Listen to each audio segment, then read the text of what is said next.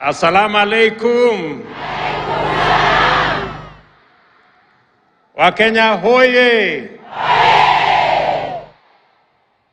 Asanteni sana. Mimi nimefurahi sana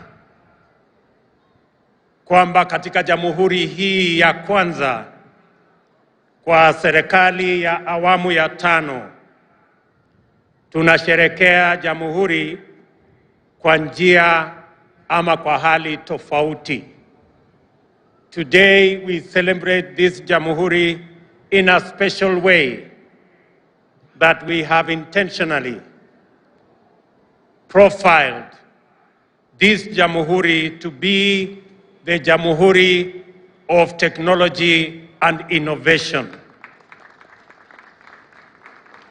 We have done so deliberately and intentionally because of the huge potential that exists in our technology and innovation space. And in our midst are friends and partners who today are our guests, and they have come to join us in this celebration, leaders from the tech community and ecosystem. Join me, ladies and gentlemen, in welcoming Kojo Boakye, the Vice President of Facebook, Instagram, and WhatsApp, that is the Meta community. Tuwapigie makofi jameni.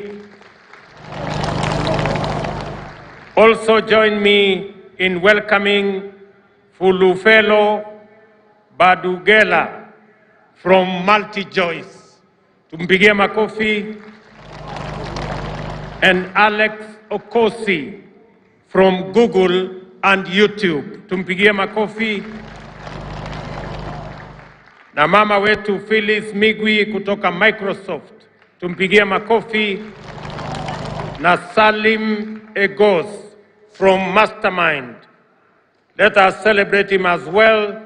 And Aida Diara from Visa. These great people, tuwapigie makofi tena wako hapa. These great people have joined us. Please, you can take your seats. These great people have joined us because Kenya is a country of great opportunity, especially in the tech space. And we deliberately chose that this Jamhuri is going to be about innovation and is going to be about technology. And we did so deliberately for various reasons which I will elaborate. First, when we went round, the people of Kenya told us that they want technology to drive our economy.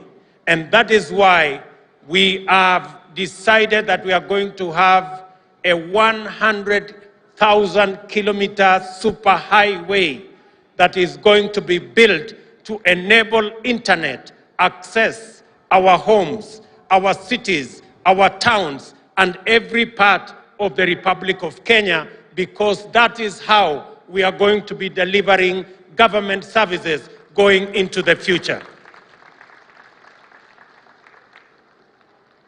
Let me also announce that this is a technology and innovation Jamhuri because we intend to transfer 85% of the remaining government services to the digital space so that every Kenyan, wherever they are, they do not have to get into any bus to go to get government services or queue in any line to access government services. It will now be possible in 6 months when we finish the digitization of 5,000 government services. It will be possible for Kenyans to access government services from their comfort of their homes and their workplace using the internet because government services will be available on that platform. Let me also say that we intend to deliver our subsidy program on fertilizer, on e-voucher, that is going to be available to 1.3 million farmers And I want to encourage our farming community to register themselves, because going forward, our fertilizer subsidy program is going to be dispensed on the internet, on e-voucher, so that we can eliminate brokers and eliminate cartels and ensure that targeted farmers have access to fertilizer. We have also had a conversation of our lifetime, and we have a target of 1 million jobs from our technology space. We've had a candid conversation with our technology and digital space leaders that Kenya, going into the future, we're going to have 1 million jobs, and that is why it is necessary and it is important that all of us understand the importance of technology and the place of innovation going into the future. Let me also say, as we deliver our universal health coverage, our tech community is going to be the space for e-health, and therefore our universal health coverage is going to be provided on a digital backbone and ensure that all health records are made portable, courtesy of technology, because that is the intention of our administration going into the future. And let me say that if there was any doubt in anybody's mind about the power of technology, just look at what has happened to the Hustler Fund. In a record 12 days, today, the Hustler Fund has 15.4 million subscribers. In just 12 days, the Hustler Fund has lent 7.54 billion Kenya shillings to approximately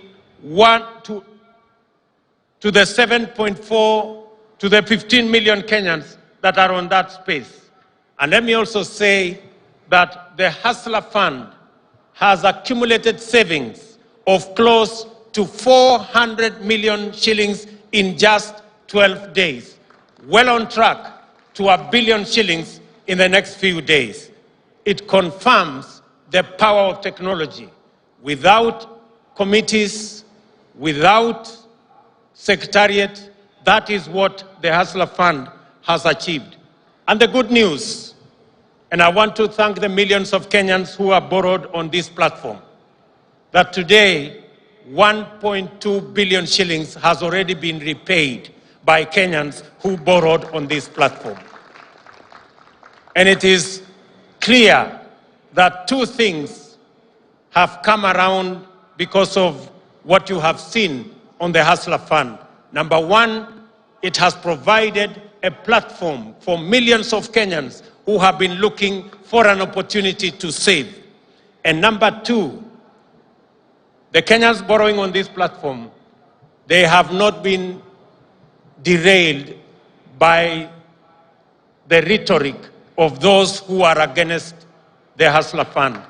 Let me say for the record and ask fellow leaders, my good friends, you are borrowing your mortgage at 3%.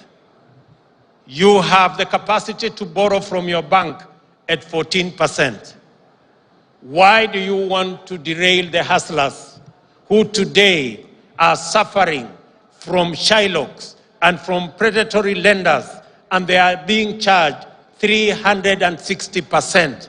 And you're telling them not to pay money given to them at 8% so that they can go back and pay at 360%. Be humane, be kind. Please allow the people borrowing on the Hustler Fund to also enjoy low interest rates the way you and your families are enjoying. Do not derail those Kenyans who have suffered for long from now accessing money on a digital platform that is of interest that is reasonable. And as we enter the 6th decade of our independence, we can proudly cite many achievements and impressive progress made through our own consistent efforts as evidence that our freedom struggle was neither an empty political adventure nor reactionary born of idle resentment. We gather as a nation to commune with our forefathers who were long-suffering innocent victims of imperial plunder and colonial oppression, yet also heroic defenders of our inalienable sovereignty and valiant fighters of our freedom. On JAMHURI Day, we celebrate the moment when Kenya proclaimed itself a free democratic republic. It is also a time to reflect deeply on the founding aspirations of our nation. And I want to say, while I move along with you, that in the early moments of this administration, we engaged to ensure that the challenges that millions of Kenyans told us in this campaign, we began the journey to address those challenges. One of the biggest and notorious challenge is the challenge of high cost of living. And it is imperative that we have a clear plan. And I want to tell the people of Kenya, this high cost of living, we are tackling it in 3 phases. Number 1, our first agenda when we came into office is to ensure that we encourage farmers to access affordable fertilizer. And that is why we reduced fertilizer from 7,000 shillings to 3,500 so that we can enable our farmers to be able to enhance their productivity in our journey towards making food affordable in our republic. Our second agenda, and I have said this, is that we are going to import 10 million bags of different assorted types of food, including maize, so that we can close the gap temporarily because of the harvest that was limited in this year's agricultural season, occasioned by climate change and failure of rain. And thirdly, we are now in the process of working with the private sector to ensure that we import 300,000 metric tons of fertilizer for the planting season that is going to come from January going into April. Already, 2 million bags have arrived in the country and 4 million bags are on the way. And I want to assure our farmers that we are going to stand with them to make sure that government provides adequate seed and adequate subsidized fertilizer to make sure that our productivity is enhanced so that we can produce enough food and reduce the challenges of the high cost of living in our republic. The second item that we must tackle is the issue of ensuring that we create enough jobs for the millions of young people in our nation. Apart from what we are doing with the tech community, our housing plan, which we have rolled out in earnest, already we have launched the construction of 40,000 units of houses in the last 3 months. And in the remaining months of this year, we are going to launch the construction of 160,000 additional houses across the Republic in our quest to ensure that we have 200,000 houses built around the country, both social and affordable houses, so that the people of Kenya can not only have access to jobs, we can grow our enterprises, and we can ensure that the 6.5 million Kenyans who today live in informal settlements have become home owners.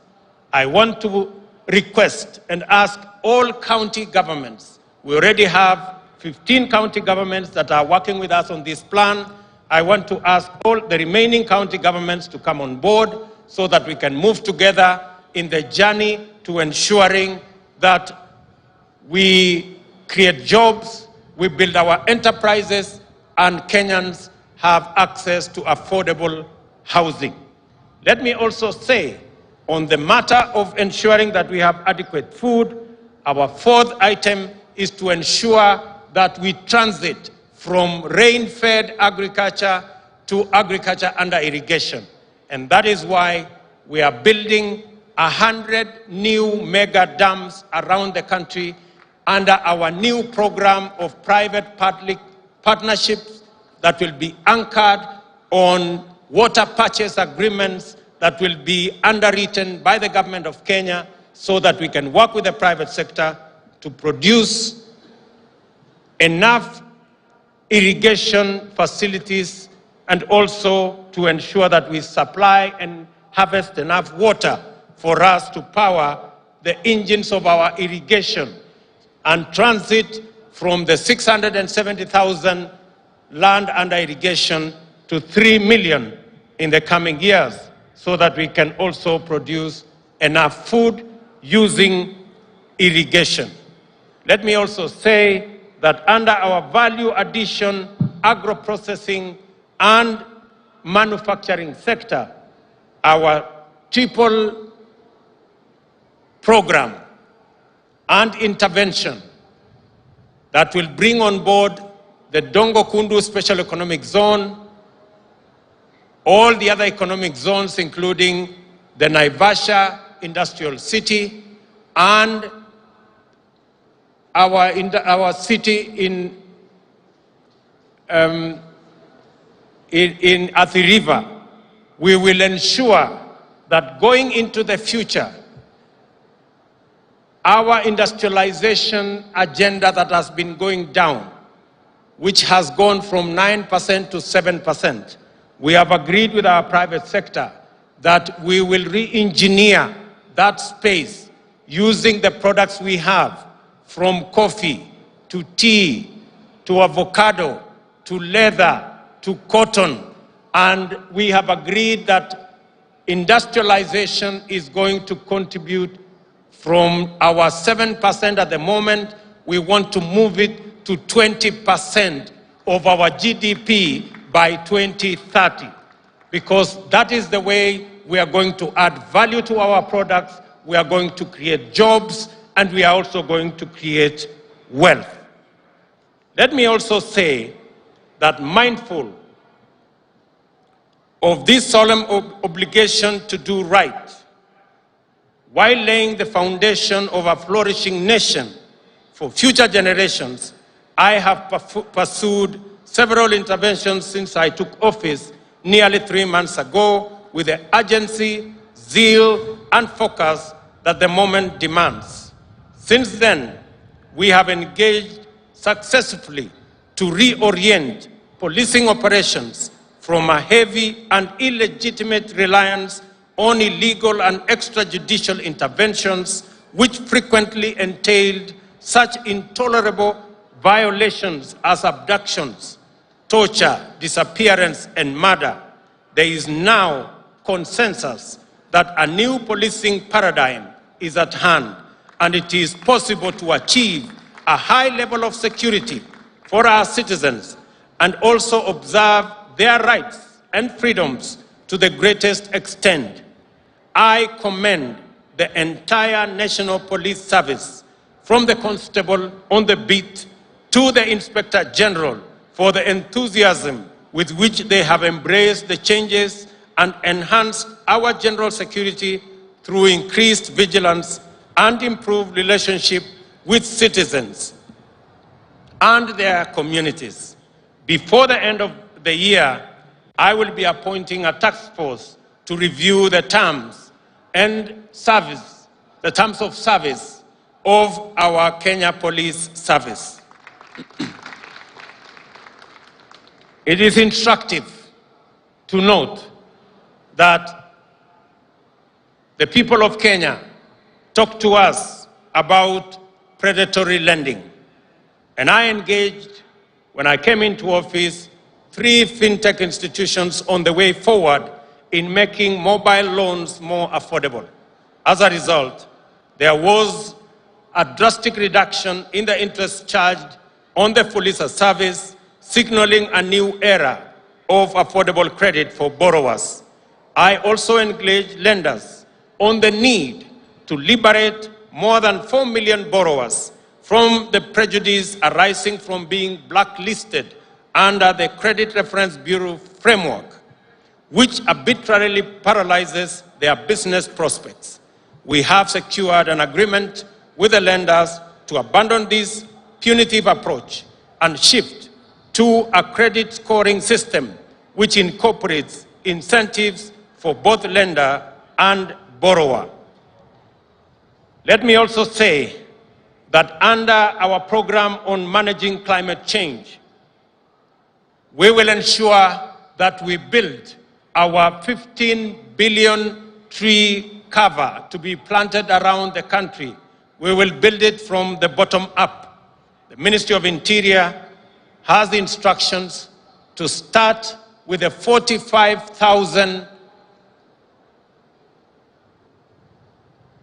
people at the bottom of the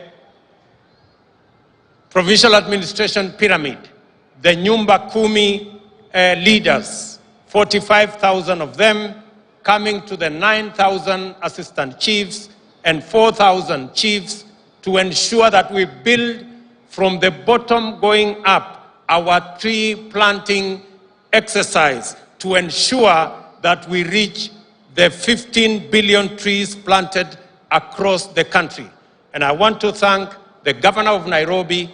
We are going to be working with the county government of Nairobi in the greening of our city. And we have agreed with the governor that beginning January, we are going to hire 11,000 young people to create the army that will green our city, those that were working under the old program of Kazi Mtaani.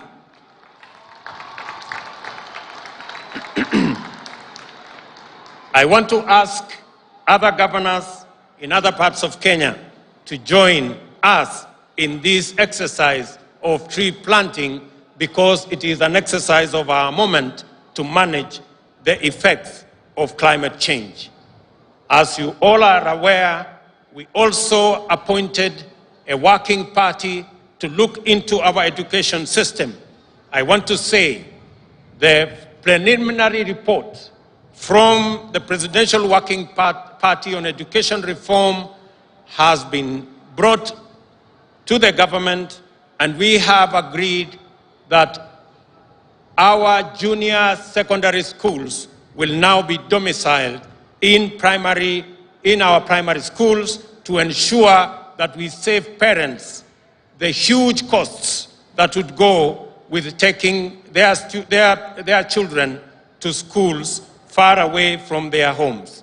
And I have also instructed the Teacher Service Commission to commence the hiring of the largest cohort of teachers in independent Kenya. We are going to hire 30,000 teachers by early next year to provide instruction in our schools. Let me also say a request from Kilifi County that the Pemba community living in Kilifi County that has for a long time suffered without identity, the government of Kenya is now going to work on the modalities to ensure that the Pemba community acquire citizenship of the Republic of Kenya. We are proud of Kenya's consistent record of leadership to advance the cause of peace, cohesion, security, and stability in our region. Under various regional and continental frameworks, and with the support of the international partners, we are deploying our position as a regional anchor state for the benefit of our neighbors and our region. My predecessor, President Uhuru Kenyatta, working under the aegis of the Africa Union, is engaged in mediation efforts to restore peace and stability in Ethiopia's Tigray region and under the EAC initiative to restore normalcy in the Eastern Democratic Republic of Congo. Our interests, ladies and gentlemen, are nested in a dense network of reciprocal diplomacy, which helps our agenda to attract investment, forge partnerships, and create markets for our exports and employment for our young people locally and overseas. In the last 3 months, we have aggressively sustained our pursuit of mutual beneficial endeavor with friends and partners all over the world. We have engaged productively with EAC member states, the governments of South Africa, United States, United Kingdom, Spain, Qatar, Germany, and South Korea to scale up bilateral ties and to explore avenues for collaboration in the multilateral space. We have forged agreements on mobilizing investments and financing in a wide variety of sectors, and we will continue to engage the international community as we implement our plan. Ladies and gentlemen, it is time to innovate our way into the future. It is for this reason that with this JAMHURI, we as a nation are staking our claim by rallying Kenyans to begin the work of designing a world much richer, much safer, and freer than the one we have known. Innovation is frequently associated with technology, and we must avoid the pitfalls of viewing technology and innovation as a preoccupation with things at the expense of people. The most consequential breakthroughs in technological innovation have greatly enhanced human well-being. Among the Innovation Week's champions are the winners of 2022 Holt Prize, Eco Banner, from St. Paul's University, who employed the concept of green and circular economy to produce biodegradable sanitary pads from banana fiber. I have asked the Ministry of Education, in recognition of their innovation, to work with these young innovators on the delivery of our commitment to provide sanitary pads for schools in Kenya. The Kenya Innovation Week attracted large global technology firms whose senior leaders made their way to Kenya to witness firsthand the magnitude of the innovation potential of our Silicon Savannah. We have agreed on partnerships to support local organizations in providing opportunities for young people to acquire training and skills on various aspects of digital productivity. We are also exploring ways of making the benefits of monetization of online activity available to Kenyan content creators on more platforms. I have spoken directly to Meta, the parent company of Facebook, WhatsApp, and Instagram, to monetize content for our digital entrepreneurs that will exponentially multiply their incomes and create employment opportunities for others. I am impressed and encouraged by the power of monetization and remote jobs. This is the way to the future. And I was asking myself, if I was not a state officer, I wonder what the content of my small Facebook page with 2.3 million followers would earn for me daily. As we have witnessed today from the performances that have given us thrilling entertainment, our creative sector is ready with thousands of highly talented and promising young people waiting to seize opportunities to stream high-quality content for monetization. My administration, in that context, will work with all our tech community to ensure that we actualize the monetization that will ensure that these young people get royalties and money for what they are doing in the tech space. On sports, my administration recognizes sports and the arts as a major industry that can employ millions of our youth and help grow our economy. This is why we have moved with speed to get our football back, to protect Kenya's proud athletes' pedigree from doping, and to streamline collection and distribution of royalties from our artists. Through the revolutionary Talanta Hela plan, we will rebuild and monetize our sports and creative industry. As part of this plan, I will champion a grassroots football development program that will see national government work with county governments to invest heavily in youth football. Arrangements are at an first stage to launch a bottom-up football tournament to be contested by under-19 teams from all 47 counties. We will work with our county governors for each county to build a team right from the ward level. This is the first step in our Football Vision 2030, where we will target our Harambee Stars to play at the 2030 World Cup and Kenya to host the 2027 Africa Cup of Nations. Together, let us build Kenyan football from the grassroots of our villages to the grand stage of the World Cup. I suggest to the ministry that the finals of these inter-county teams should be held on JAMHURI Day every year so that we can celebrate the teams from across Kenya. We are ready to take our place as the digital workforce of the world.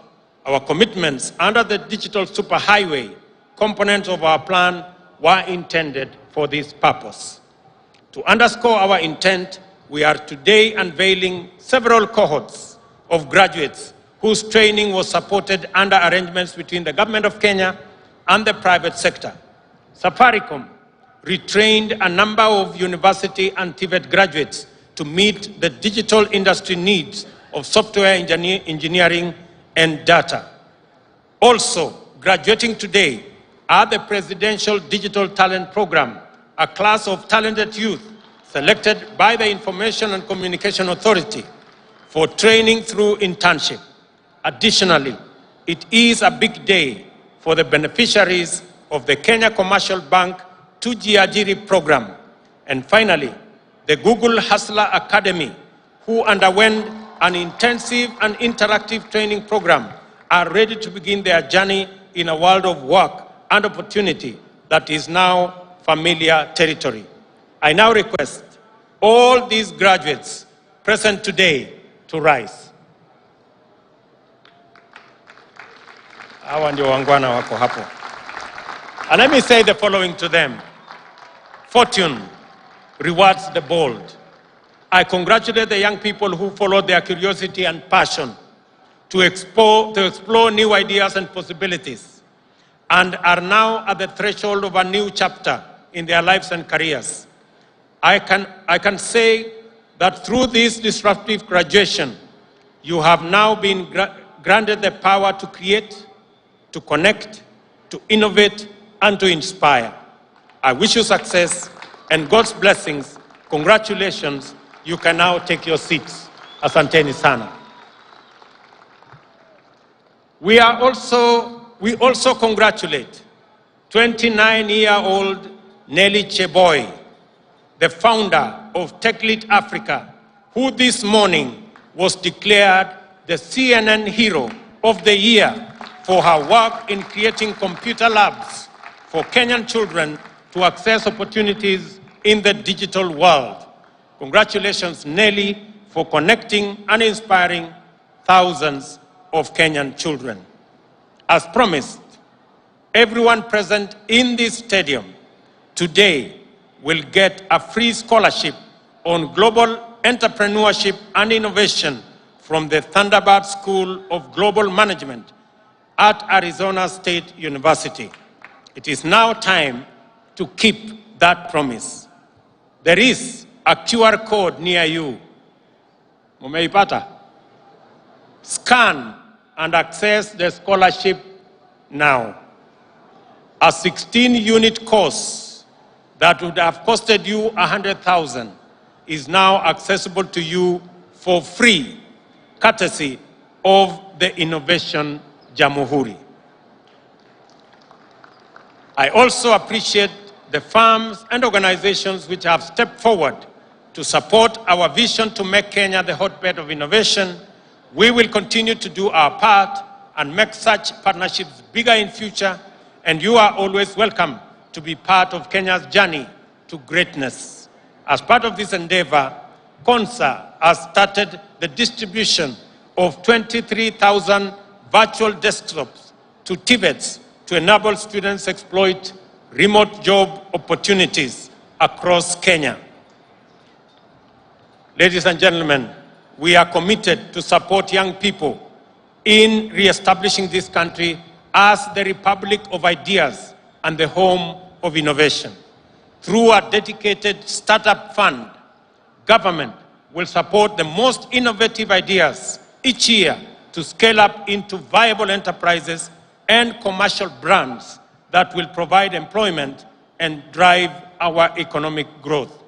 The government of Kenya will work with our academia to establish the Kenya Open University within the next 1 year. I urge our scholars and intellectuals to play their part in democratizing education and open the way for anyone and everyone to quench their thirst of knowledge, education, and training. In line with the new focus of our national celebrations, Embu County will host the 2023 Madaraka Day celebrations under the theme Universal Healthcare. In conclusion, it is our time to make a contribution that will define Kenya for posterity as the envy of nations and the country that we, our children, and their children will be proud to call home. We also have a task of preparing the nation for its future by equipping and empowering our youth to take charge as leaders in a brave new world through innovation. Let us therefore rally and join in our efforts in the timeless spirit of Harambee to exploit the opportunities at hand and hasten our progress into the future. Nasema asanteni sana kwa kunisikiza, na watakia baraka ya Mungu na muwe na Krismasi njema. Mungu awabariki sana. Asanteni, and may the good Lord bless you. Thank you very much. Nitaomba baada ya hotuba ya Mheshimiwa Rais tuweze kusimama sote. Niombe tusimame sote tafadhali walioko kwenye uga. Tutamaliza sherehe yetu kwa wimbo wa taifa, na baada ya wimbo wa taifa nitaomba wote walioko kwenye jukwaa rasmi kutulia ili tuweze kutangaza itifaki ya kuondoka.